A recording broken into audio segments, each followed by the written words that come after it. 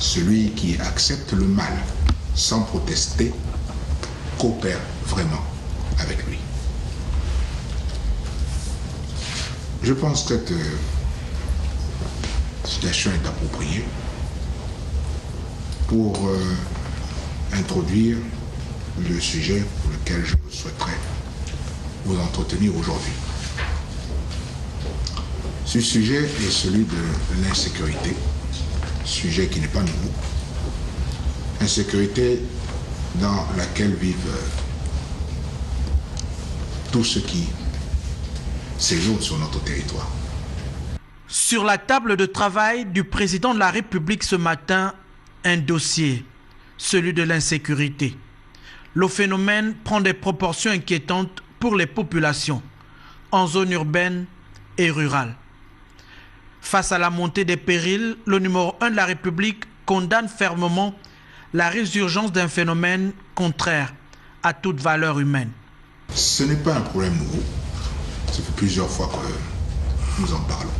Et j'estime que la réponse que nous devons apporter à ce problème n'est pas appropriée. Et je voudrais vous dire que le courrier que je reçois de nos compatriotes, les différentes lettres que je reçois, des Gabonaises et des Gabonais, relèvent au plus haut point ce souci qui est celui de l'insécurité. Nos compatriotes ont peur et ils se demandent ce que nous faisons. Si la rencontre du palais présidentiel n'est pas un procès contre certaines croyances et rites, le président Ali Bongo Ondimba tenait à tirer une fois pour toutes la sonnette d'alarme contre des crimes gratuits. De plus, il y a maintenant depuis quelque temps une dérive incroyable, dangereuse et qui consiste à commettre des assassinats dans un but que le monde dit qui est rituel, soi-disant rituel. Alors on tue des femmes, des hommes, des enfants et on prélève certaines parties. Il paraît que c'est rituel. Rituel en quoi? Autour du président de la République, toutes les personnalités présentes ont donc le devoir d'assurer la protection des personnes et des biens, conformément au contrat de confiance signé entre le numéro 1 du pays et le peuple qui l'a élu le 30 août 2009. Je n'ai pas souvenir que dans les religions, que dans la Torah, dans la Bible, le Coran, on puisse mettre en avant de telles pratiques. Mais je n'ai pas aussi connaissance que dans les grands rites qui sont pratiqués dans ce pays, soit aussi mis en avant ce genre de pratiques. Dans toutes les sociétés, y compris la nôtre, la société bantoue, la vie est sacrée. Je répète, la vie est sacrée. Pour le peuple gabonais aujourd'hui, le président de la République veut en savoir plus sur un fléau qui n'a que trop duré. Et il ne saurait être question de continuer à tolérer qu'un certain nombre de personnes puissent prendre en otage toute une société pour des pratiques qui sont inqualifiables, inhumaines, et que nous ne pouvons pas continuer à accepter. D'autant plus que je ne vois pas comment, en commettant des crimes rituels, un être humain peut faire avancer la cause de l'humanité. Je ne vois pas comment, en pratiquant ce genre de crime, nous pouvons faire avancer notre société. Qu'il s'agisse des acteurs de crimes dits rituels ou de leurs commanditaires, Personne, absolument personne n'est au-dessus de la loi. Et personne n'est d'ailleurs à l'abri de la justice.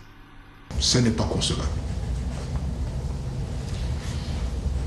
Je ne vois pas comment, lorsqu'on tue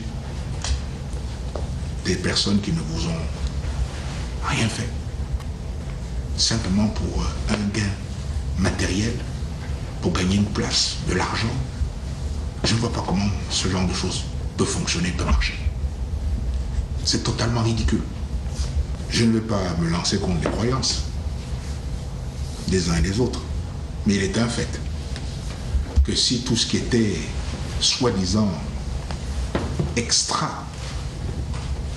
extraordinaire existait vraiment, pourquoi ne serions-nous pas en Afrique les premières puissances du monde? Pourquoi en Afrique nous connaîtrions des mots tels que ceux que nous connaissons aujourd'hui? Est-ce que vous ne pensez pas que c'est plutôt l'inverse? Que parce que certains se livrent dans ce genre d'activité, que cela nous fait régresser? Le président de la République est un homme de parole, c'est indéniable. Auteurs et complices des dérives criminelles au Gabon peuvent être sûrs d'une chose. Aujourd'hui, plus rien ne sera comme avant. J'ai du mal à comprendre, malgré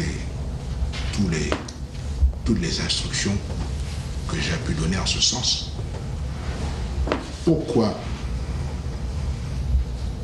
nos populations ne sont pas mieux protégées. Et deuxièmement, pourquoi, lorsque un certain nombre de faits qui sont rapportés dans la presse quotidiennement, ces faits-là sont commis, pourquoi les enquêtes n'aboutissent pas? Pourquoi on ne présente jamais les criminels? Pourquoi ne sont-ils pas jugés? Et pourquoi ne sont-ils pas condamnés? Ces questions, tout le monde se les pose. Et je me fais l'écho de la population aujourd'hui en me les posant et en les posant à haute voix. Pourquoi? Je vais prendre le temps de vous écouter les uns les autres, mais à la fin de cette séance, des réponses devront être données et surtout, il faudra que les choses changent. La vie est un don de Dieu. Elle est encore plus dans notre pays, État de droit. Nous sommes dans un État démocratique, un État de droit, et nous vivons sous le règne de la loi. Si les lois ne sont pas suffisantes pour permettre de résoudre ce problème, alors qu'on les modifie. Alors qu'on les modifie. Mais si ce n'est pas un problème de texte de loi, et que si donc nos lois sont bonnes, alors qu'on les applique dans leur plénitude, sans faiblesse, sans excès. Et je répète, personne n'est au-dessus de la loi. Il ne saurait être question dans ce pays d'impunité et de dire que certaines personnes peuvent se permettre des choses et d'autres non.